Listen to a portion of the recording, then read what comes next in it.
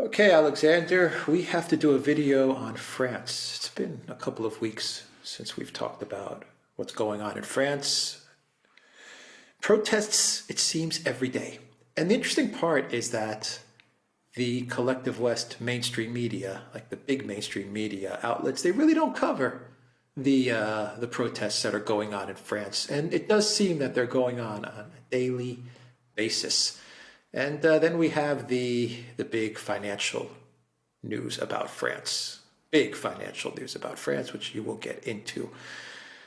Macron is in big trouble. And it seems like he doesn't care that much either. It's such a bizarre thing going on in France at the moment with the elite class in France and in Europe for that matter.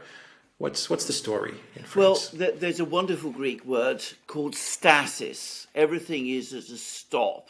And I think this is where France is. Things are getting worse all the time. Macron got re-elected because he wasn't Marine Le Pen, and all the things were done to make him win. And Marine Le Pen was talked up into this, monstrous figure that people mustn't vote for under any circumstances. But he was never particularly popular. That's the important first thing to understand about Macron. And he was supposed to be the person who was going to carry out these huge reforms in France, but he's never really presented a coherent reform program to the French people, one that they can get behind and understand and support. Instead, he has tried to govern in this enormously autocratic, Jupiterian way, as he puts it himself, like Louis XIV or Napoleon or whatever. He makes these great decrees, and somehow the whole of France is supposed to click its heels and accept this. And that's how he started his second term, and he didn't do very much. He spent an awful lot of time initially talking about Ukraine, negotiating with Putin, and nothing very much happened. And then the war began, and then he committed France towards full support for Ukraine and full support for the sanctions. And eventually, as things in France began to deteriorate, and with Macron's party losing control of the French National Assembly, the left and the right outpolled his party to the point where his party lost its majority there. He came up with this pension plan, this pension reform plan, and that was very unpopular, and it didn't look like the Parliament would pass it. So he signed it in by decree, which was even more unpopular and even more controversial in France than the plan itself. And the Council of State rubber-stamped that decision, so it's now law. But the people of France are furious. The people in the Parliament are furious. He can't get legislation passed. He's lost the ability, in effect, to carry out any change in France itself. He no longer governs France. He administers it. His role is reduced to that of a big glorified administrator, because no proposal that he makes now is going to be accepted. And at the same time, the overall political situation is deteriorating. His decision, as I said, to pass this reform in this extraordinary way has triggered massive protests. As you rightly say, protests happen every day. Yesterday was the 1st of May. There were very big protests in France on the 1st of May. The police say 800,000 people protested. Others put it much higher.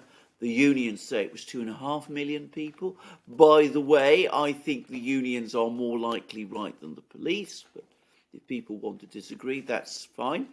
There was some violence, probably from anarchists, and one always has to, if they were anarchists, one has to wonder who these people really were and whose agenda these people were really serving. But whatever, it gives the impression of instability in France, and with a president who's no longer governing but simply administering, and who's lost interest in governing France because he knows he can't, who's lost control of the political system, but who cannot be removed in a straightforward constitutional way, and with years of this still to go, and with France now the third most heavily indebted country in the West. Its debt is now greater than Italy's.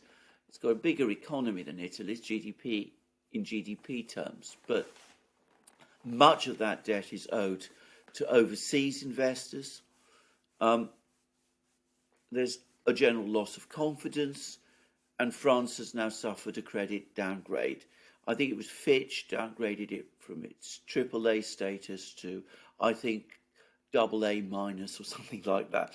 Perhaps one shouldn't pay too much attention to that, but certainly it does seem to reflect the general sentiment in the international investment community that France is going downhill, that things are not working in France, the government can't govern, the president who isn't governing can't be replaced, he dare not call elections because if he does, he knows his party will lose and his problems will get worse, and so the result is stasis. Yeah, it is Fitch. Fitch cut France's debt rating to AA minus. Yeah, which is terrible. Okay, so I mean, I think the main word that you said that I got out of everything you said was he's not interested, and I think that's right. Macron, I don't think Macron was ever really that interested in governing France. I think he wants to be the leader of something bigger in his mind. Europe, the EU, the United Nations, I don't know, the United States of America, I don't know. In Macron's mind, France was just a stepping stone to something much bigger, and it just seems like Macron is just not interested. So why doesn't he just leave? Well, I think he might even just leave. That might actually be what's needed to break the logjam. Now, can I just say a few things? Because when he became president, I mean, to the extent that he had a program then, and it was always very nebulous and amorphous, because remember, he posed as the outsider, the radical from the outside who was going to come in and change everything. And as we said at the time, in fact, he was a complete insider. He was, he came from one of these schools that trained the French elite. He'd worked in banking. He'd done all kinds of things. He'd been, I think, a minister in Francois Hollande's government. I mean, the idea of him as an outsider was a ridiculous one. But to the extent that he had an actual program, it was what he said himself. It was more Europe. It was integrate France even more deeply in Europe, with France eventually assuming, or rather, he himself ultimately assuming, some kind of leading role in Europe. He was going to be not just the president of France, he was going to be the supreme leader of Europe as well, leading Europe, replacing Germany and all that. Well, it hasn't worked out that way. I mean, his political base is not strong enough. France isn't strong enough for that role. And besides, many, many people in France don't want it. They are more concerned about the situation in France. But he's not going to get his more Europe. He's been sidelined within Europe. The Germans don't particularly like him. His one real chance of a breakthrough came when Merkel left the scene. He was hoping, I think, that Armin Laschet, who was Merkel's preferred choice as her successor as Chancellor, would become German Chancellor. Laschet speaks French, was a friend, apparently, but of course he failed to win the election. He was a flop in the election campaign. He got Olaf Scholz instead. Macron doesn't get on particularly well with Scholz, it seems. Nobody does, by the way. So that didn't work out. And as you rightly said, so he hasn't got any part of his programme in place. More Europe has failed.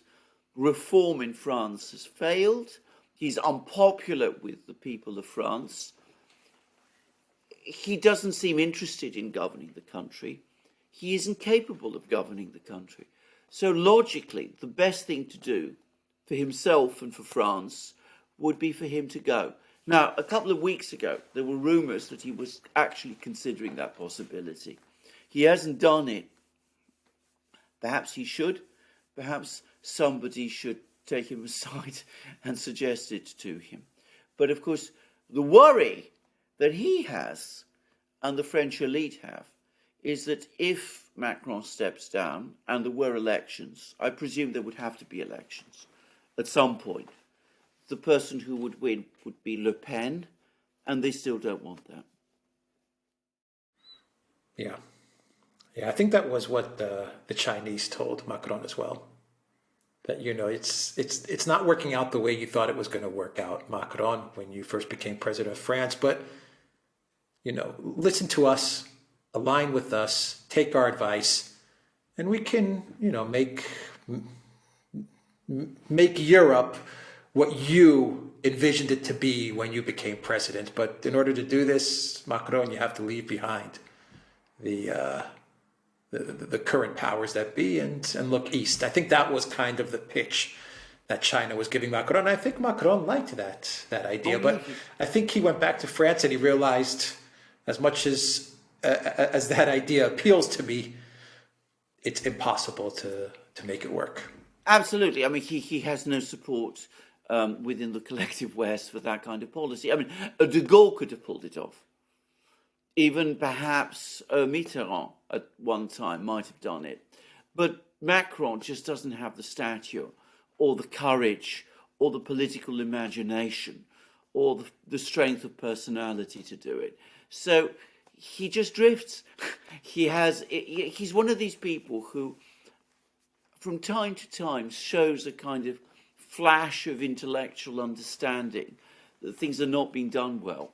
But he never has the courage at the end of the day to take on the kind of people he would need to take on in order to win through. Instead, what he does is that he takes out his anger, because I'm sure there is a lot of anger there.